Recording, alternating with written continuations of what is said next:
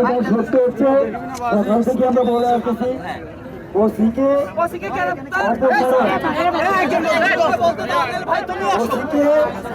ওসিকে অপসারণ না করা পর্যন্ত আমরা এখান থেকে সরবো না এবং এই ওসিকে বিচারের আওতায় নিয়ে আসতে হবে। কিন্তু এখন যখন আমাদের কাছে ইনফরমেশনটা আসবে যে ওসিকে অপসারণ করা হয়েছে স্থায়ীভাবে, তখন আমরা এখান থেকে উঠে যাবো। শুধুমাত্র একটা জিনিস বলি ভাই, সেটা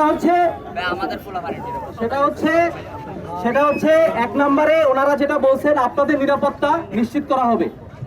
ছোট ভাই রাফি বলছে যে এখানে 2টা দাবি দেওয়া হয়েছে, ওসিকে আইনের আওতায় আনতে হবে এবং তাকে অপসারণ করতে হবে। আমরা সবাই বললে তো হবে না ভাই, আমরা আগে কথা বলে আমরা চেষ্টা করতেছি এই ব্যবস্থাটা ঠিক করার জন্য। আমরাও বলছি যে এর আগে আপনারা এখানে আছেন, থাকেন, কোনো অসুবিধা নাই, আগে আমরা এই ব্যবস্থাটা করে নেই।